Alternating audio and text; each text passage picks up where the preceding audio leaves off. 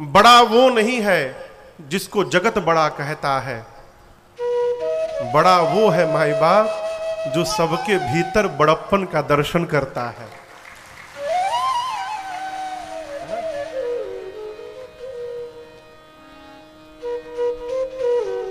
ये प्रसंग कहता है कि जीवन में जहां से भी आइए केवल वहां की प्रशंसा करिए,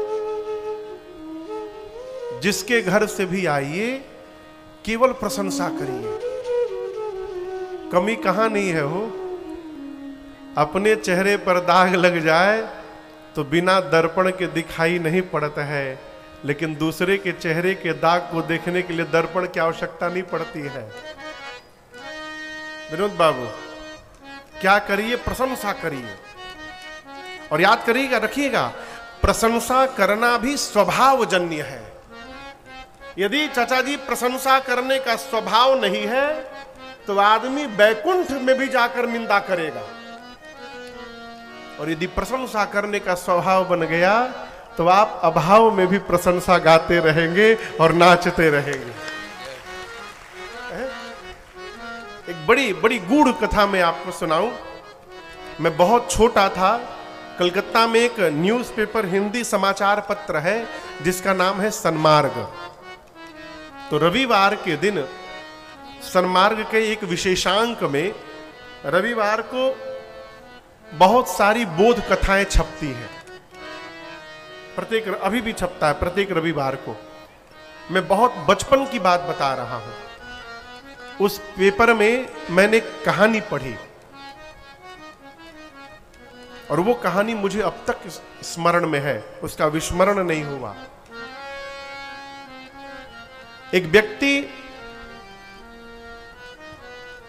कहीं से भी भोजन करके जब अपने घर लौटता था, किसी घर गया निमंत्रण में, भोजन करके लौटता था तो घर वालों से बड़ी प्रशंसा करता था। क्या भोजन हुआ है आज, अमृत 56 भोग खाया हो, आनंद आ गया, ऐसा भोजन तो कभी किया ही नहीं। घर वाले सुन सुनकर और जले, अकेले जाके उड़ा के चले आते हैं, हम लोग को सुना सुना के सताते हैं। एक दिन पूरे परिवार ने ठाना कि आज हम भी चलेंगे। अब जिद कर दिए तो कहा ठीक है चलो। पत्नी को बच्चों को लेकर गया निमंत्रण में, और दैव संयोग कहिए उस दिन 56 भोग तो दूर, शुद्ध पूड़ी पर भी आफत हो गई। भर पेट भोजन भी पूरी सब्जी नहीं मिला। अब परिवार वाले तो कल्पना करके गए थे 56 भोग मिलेगा। लौटते समय पत्नी बच्चे सब अब डपट पड़े उस पर, कौन सा 56 भोग खाते हो? अब पता चला मुझे, तुमको कहीं भी ठीक से भोजन नहीं मिलता होगा, केवल झूठ बोलते हो। चुपचाप सुनता रहा। रात्रि में पत्नी ने एकांत में पूछा, ये बताइए आप झूठ क्यों बोलते थे? हम जानते हैं लेकिन सब जगह ऐसा नहीं होगा, लेकिन आप पता है जैसा आप बताते थे वैसा बिल्कुल नहीं होगा, तो आप झूठ क्यों बोलते थे? उसका उत्तर बड़ा अद्भुत है।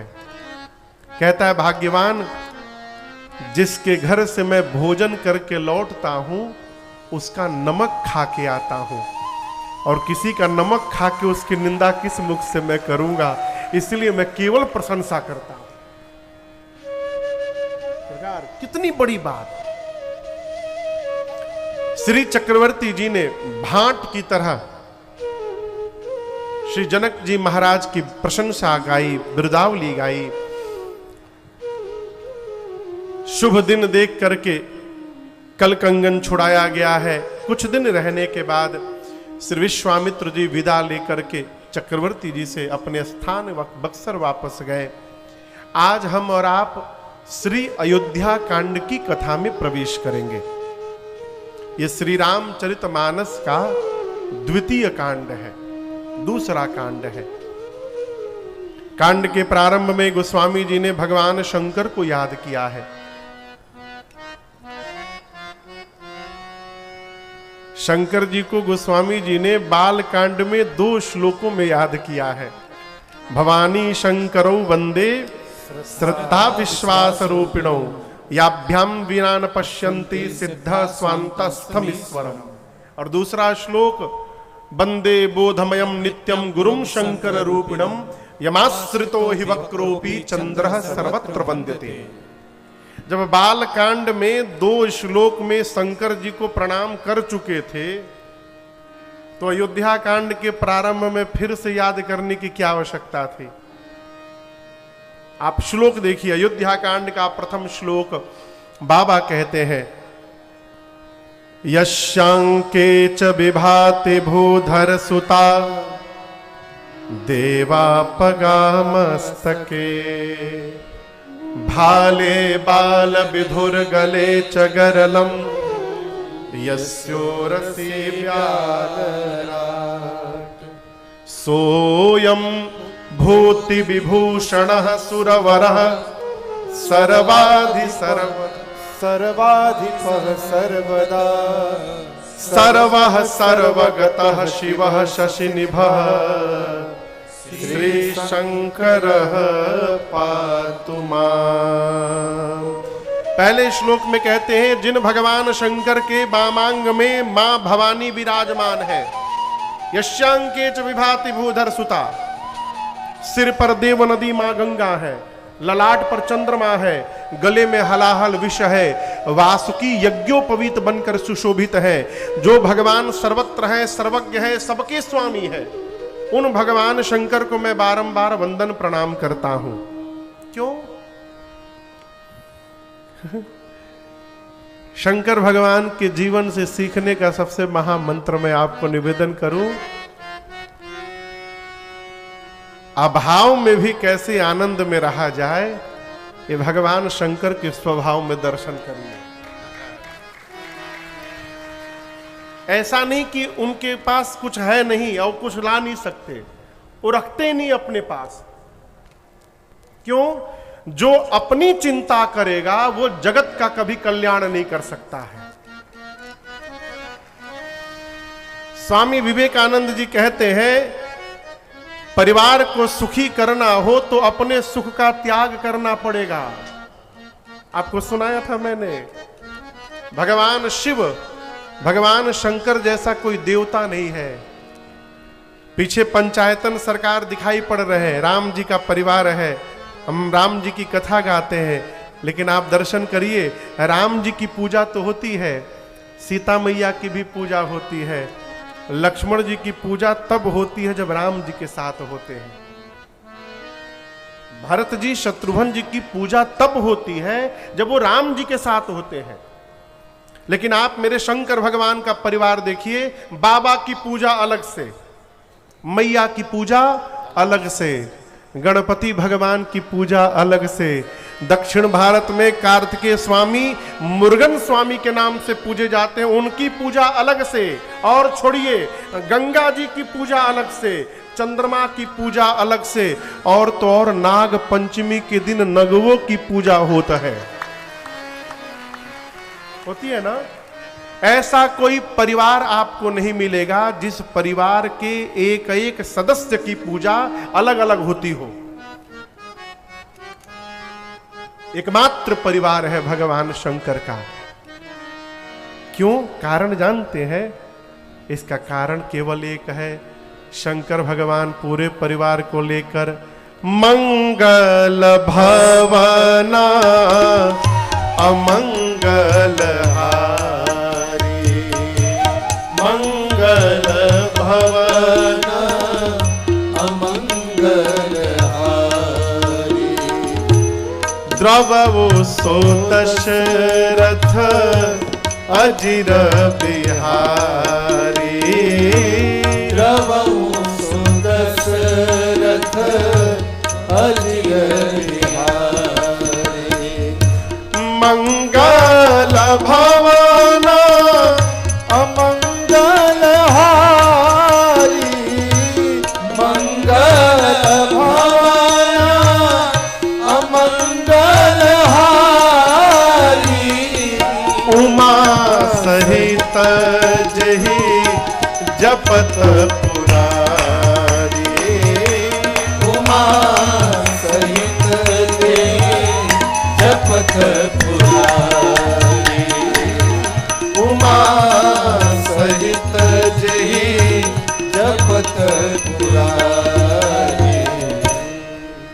भगवान शंकर पूरे परिवार के साथ दिन रात राम जी का भजन करते हैं। ये भजन का प्रभाव है कि भगवान शंकर का परिवार के प्रत्येक सदस्य की पूजा वंदना अलग अलग की जाती है। भजन जीवन में किया गया सत्कर्म ही हमको जगत में प्रतिष्ठा प्रदान कराता है, जो अक्षुण प्रतिष्ठा होती है। और दूसरी बात,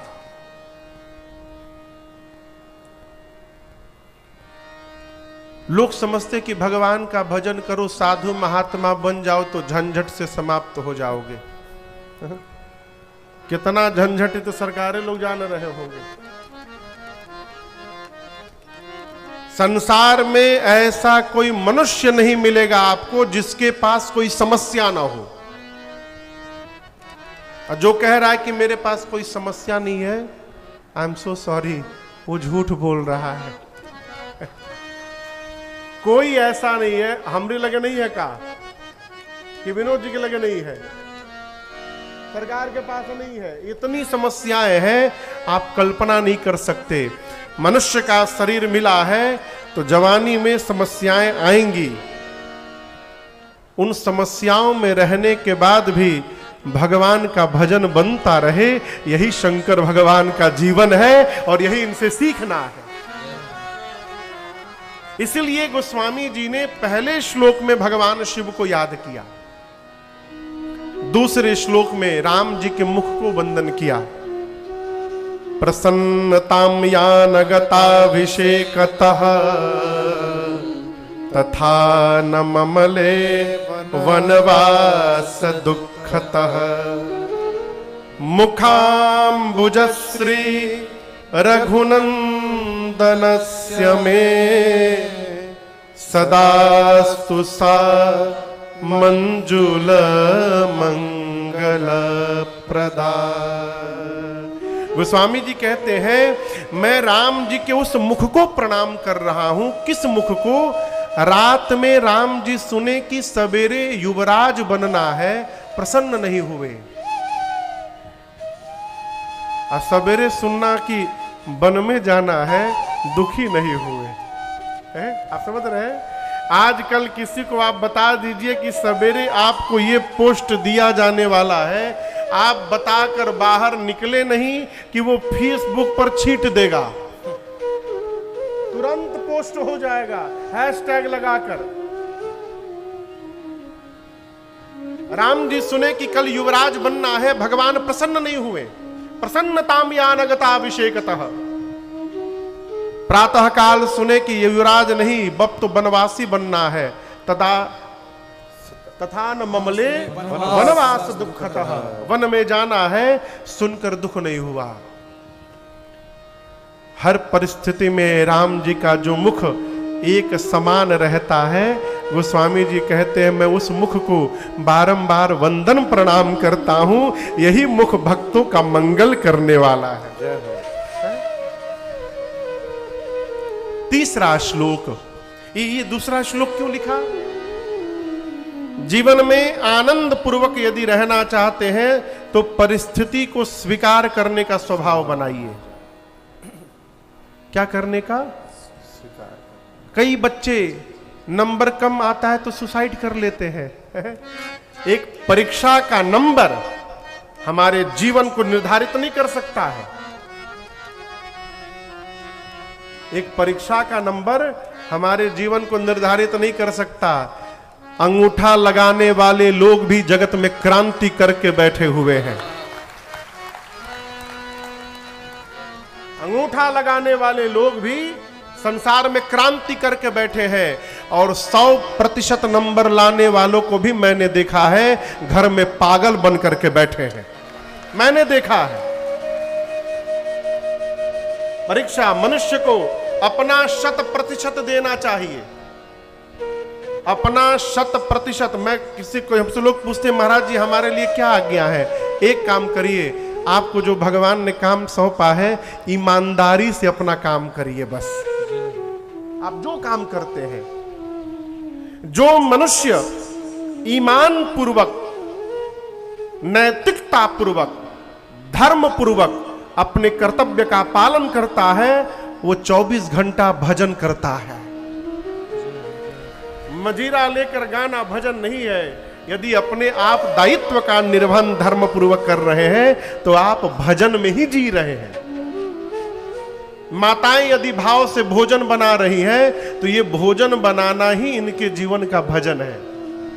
यदि मन में ये भाव हो गया कि ये भोजन ठाकुर जी को भोग लगेगा, ये भोजन बनाना ही भजन है, अलग से कुछ करने की आवश्यकता नहीं है। आपको समझ में बात आ रही है मेरी? स्वीकार करने का स्वभाव बनाइए। किसी महापुरुष की बात मैं आपको कह रहा हूं, मैंने सुनी है किसी महापुरुष से, उनकी बात मैं आपको आगे पहुंचा रहा हूं। उन्होंने प्रश्न किया लोगों से, क्या आपके जीवन में कोई समस्या है? मैं पूछ रहा हूं, आप लोग के जीवन में कोई समस्या है? जोर से बोलिए। हाँ है, ठीक, अच्छी बात। अब एक दूसरा प्रश्न पूछ रहा हूं, उसका 2 उत्तर होगा, हां चाहे ना। आप समझ रहे हैं ना? फिर मैं प्रश्न पूछूंगा, उसका 2 उत्तर होगा, या तो हां या तो ना। आप लोग हां बोलिएगा। क्या बोलना है? हाँ, याद रहेगा ना? हां बोलना है। फिर से आइए शुरू से। आप लोगों के जीवन में कोई समस्या है? जोर से। हां। फिर पूछ रहा हूं दूसरा प्रश्न, इसका उत्तर हां देना है। क्या उस समस्या का समाधान आपके हाथ में है? तो किस बात की चिंता?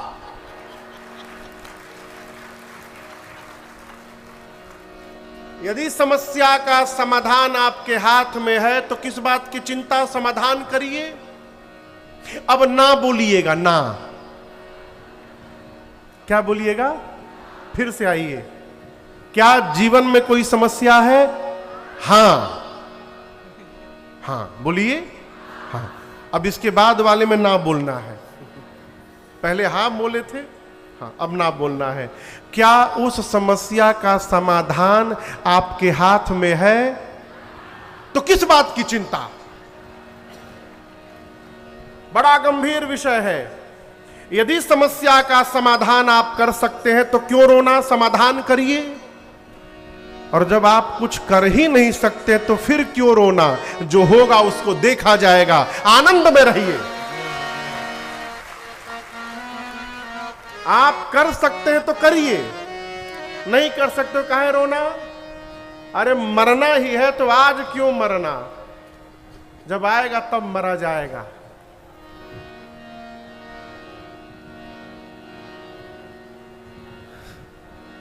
किसी महापुरुष ने कहा कि मैं जीता हूं मरने के लिए,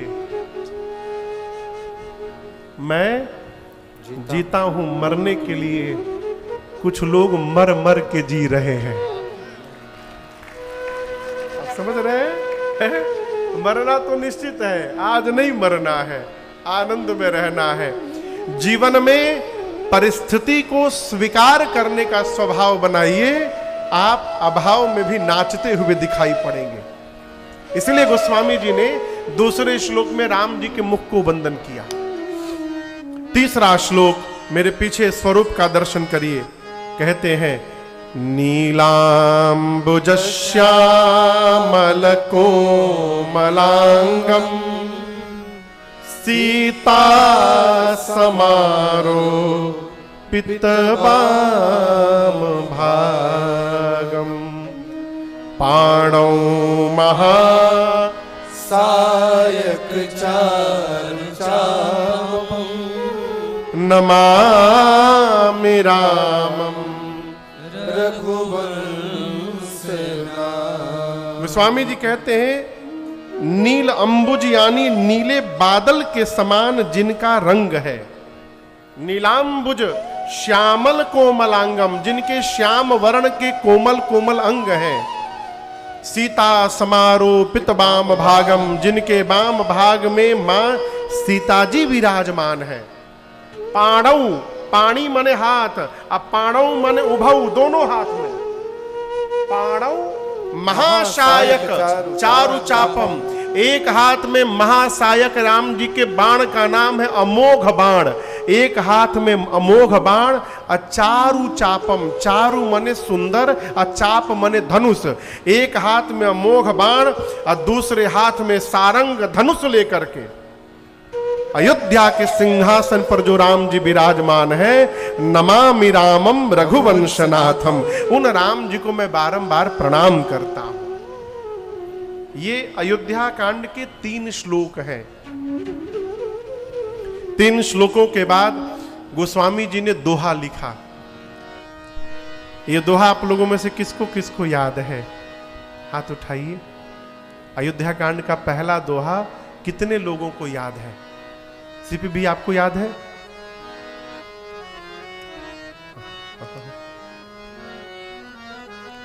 चारे 5 लोग उठा रहे हैं, किसी को याद नहीं है ना? सबको याद है। आइए साथ में गाइए मेरे। श्री गुरु चरण सरोज रज, निज मन मुकुर सुधार, बरनौ रघुबर बिमल जसु, जो दायक फल चार। अच्छा, ये दोहा कितने लोगों को याद था? महापुरुष कितने लोग को याद था? पहले क्यों नहीं हाथ उठाए? महाराज हमको तो ध्यान ही नहीं था कि रामचरितमानस का दोहा है, हम तो हनुमान चालीसा का मान के बैठे थे। मानस जी को लाल कपड़ा में बांध के सवेरे शाम अगरबत्ती दिखाने से कुछ नहीं होगा। कई लोग, श्री रामचरितमानस किनके किनके घर में है? हाथ नीचे करिए। कितने लोग डेली पढ़ते हैं? दर्शन करिए। मानस जी को लाल कपड़ा में बांधकर आरती न उतारिए, इससे कुछ नहीं होगा। मानस जी जब तक इस मानस में नहीं आएंगी तब तक जनमानस पर इसका प्रभाव नहीं पड़ेगा। इसलिए नियम बनाकर एक दोहा ही पढ़िए, लेकिन नित्य पढ़िए। पुस्तके पढ़ी विद्या पर हस्ते गतम धनम। किताब में पढ़ी हुई विद्या का आप लाभ तब तक नहीं ले सकते जब तक उसको पढ़ के किताब से बाहर न ले आवे। उसी प्रकार आपका रुपया यदि हमारे पास है तो उस रुपया का सुख आप नहीं ले सकते हैं। भले आप कहते रहिए महाराज जी के लगे हमारे 1 लाख बा आप बोले रहिए, जीवन भर बोलते रहिए महाराज जी के लगे हमारे 1 लाख बा, आप बोलते रहिए, उसका लाभ आपको मिलने वाला नहीं है जब तक महाराज जी आपके हाथ में नहीं रख देंगे तब तक। लेकिन हमारे लगे क्योंकि रुपया नहीं, हम पहले ही बता दे रहे हैं।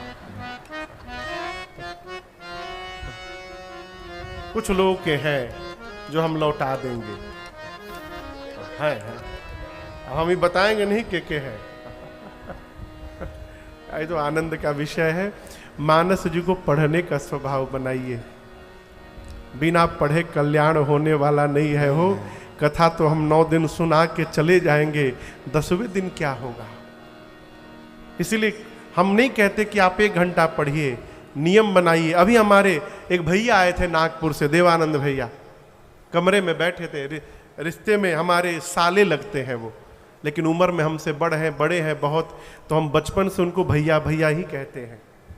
तो नागपुर से अभी आए थे, हमसे बोले राजन बाबू, दरभंगा में आपकी मैंने कथा सुनी थी पहली बार, उसके पहले मैं कथा सुनता नहीं था। आपकी एक बात मैंने सुनी और मुझे इतना धक्का लगा, यही बात जो भी आपको सुनाया कि लोग मानस जी को लाल कपड़े में बांध के रखते हैं और आरती उतारते हैं, मुझे बात स्पर्श कर गया। अब मैंने नियम बनाया कि मैं डेली नित्य श्री रामचरितमानस का 1 चौपाई याद करूंगा, 1 चौपाई। और उस नियम को आज तक मैं पालन कर रहा हूं और उसको करते करते आज बहुत सारी चौपाइयां हमको याद हो गई हैं और कई चौपाई हमको सुनाए बैठ के। आप न 1 घंटा पढ़िए, 10 घंटा पढ़िए, 5 मिनट भी न पढ़िए, एक चौपाई को पढ़ने में और याद करने में 1 मिनट लगेगा। कितना? यदि 1 मिनट भी हमको अपने सनातन धर्म के रक्षण में नहीं लगा सकते हैं तो हम मनुष्य कहलाने के अधिकारी नहीं हैं, हमसे अच्छे पशु जी रहे हैं। आप समझ रहे मेरी बात को? इसलिए मानस जी के प्रति यदि समर्पण दिखाना है तो मानस जी को पढ़िए, 1 चौपाई पढ़िए, लेकिन नित्य पढ़िए। गोस्वामी तुलसीदास जी ने अयोध्या कांड का पहला दोहा लिखा, श्री गुर चरण सरोज रज निज मन मुकुर सुधा, बरनऊ रघुबर बिमल जश जो दायक फल चार। गोस्वामी जी कहते हैं, मैं गुरुदेव भगवान के चरण रज से अपने मन रूपी दर्पण, मुकुर यानी दर्पण, अपने मन के शीशे को साफ कर रहा हूं। क्यों? नहाने के बाद सवेरे सवेरे शीशा के सामने जाते हैं ना, और जिसके सिर पर बाल है वो तो जाइबे करेगा, जिसका बाल नहीं उसको क्या मतलब, जाने कोई मतलब नहीं है, जहां रहे वही ठीक है। शीशे के सामने जाते हैं आप, यदि दर्पण पर धूल लगा हो, मैल जमा हो, अपना चेहरा दिखाई देगा? नहीं दिखेगा। जैसे दर्पण पर मैल लग जाए अपना मुख नहीं दिखता, उसी प्रकार मन के दर्पण पर मैल जम जाए तो भगवान की कथा समझ में नहीं आती। और ये साफ कैसे होगा?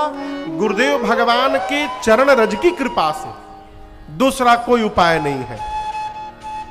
गोस्वामी जी गुरुदेव भगवान के चरण से, रज से मन को निर्मल कर रहे हैं। ये कथा कहती है, जितना शीघ्र हो सके सदगुरु की शरण में पहुंचिए। कहां पहुंचिए? सदगुरु की शरण में।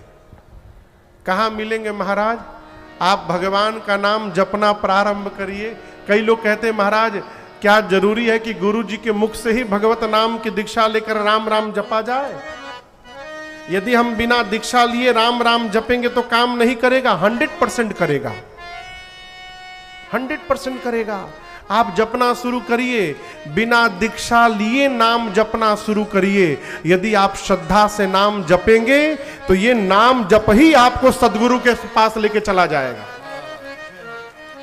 ये नाम जप ही मिला देगा सदगुरु से, और सदगुरु मिलेंगे, दिशा देंगे। और जब गुरु की दिशा मिलेगी तो राजन को देखिए, कारखाना चलाने वाला राजन राम कथावाचक बन के बैठा हुआ है। ये सदगुरु की दिशा का परिणाम है, मेरे पूज्य महाराज श्री की दिशा का परिणाम है। मेरा बदला पीठ से कह रहा हूं, आपका भी बदलेगा। आप करके तो देखिए, करके देखिए। कई लोग कहते हैं, महाराज अभी तो बहुत झंझट है, बुढ़ापे में जाएंगे। कहा जी बुढ़ापे में? घुटना में दर्द हो जाएगा, चल नहीं पाइएगा, आंख से दिखाई नहीं पड़ेगा, जाइएगा तो ऐसे से देखना पड़ेगा, दांत टूट जाएगा, कहिएगा राम आम निकलेगा, कान से सुनाई नहीं पड़ेगा। क्या गारंटी है कि तब तक रहा जाएगा? अरे किस धुन में बैठा बावरे, किस धुन में बैठा बावरे, तू किस मद में मस्ताना है। वो सोने वाले जाग जा, संसार मुसाफिर खाना है।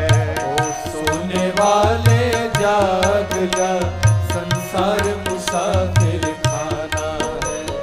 किस धुन में बैठा बावरे, किस धुन में बैठा बावरे, किस मद में तू मस्ताना है। वो सोने वाले जाग जा, संसार मुसाफिर खाना है।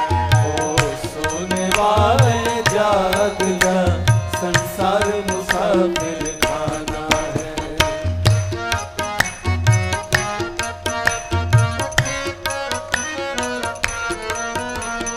क्या लेकर आया था जग में, फिर क्या लेकर जाएगा, फिर क्या लेकर जाएगा, फिर क्या लेकर जाएगा। तू क्या लेकर आया था जग में, फिर क्या लेकर जाएगा, फिर क्या लेकर जाएगा, फिर क्या लेकर जाएगा। मुट्ठी बांधे आया जग में, मुट्ठी बांधे आया जग में, फिर हाथ पसारे जाना है। वो सोने वाले जाग जा, संसार मुसाफिर खाना। ओ सोने वाले जाग जा, संसार मुसाफिर खाना।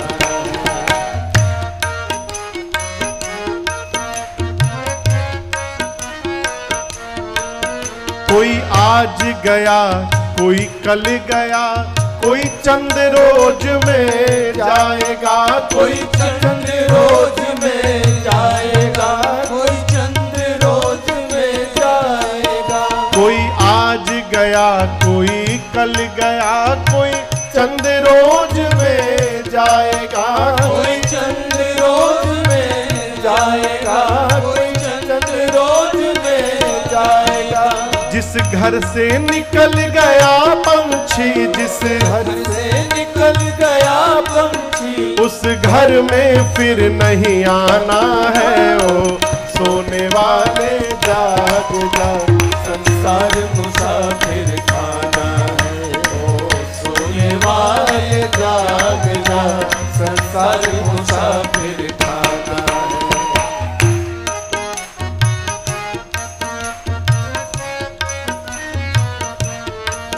सुत मातु पिता बांधव नारी, धन धाम यहीं रह जाएगा, धन धाम यहीं रह जाएगा, धन धाम यहीं रह जाएगा। सुत मातु पिता बांधव नारी, धन धाम यहीं रह जाएगा, धन धाम यहीं रह जाएगा, धन धाम यहीं रह जाएगा। ये चंद दिनों की यारी है, ये चंद दिनों की यारी है, फिर अपना कौन बेगाना है। वो सोने वाले जाग जा, संसार मुसाफिर खाना है। ओ सोने वाले जाग जा, संसार मुसाफिर खाना है।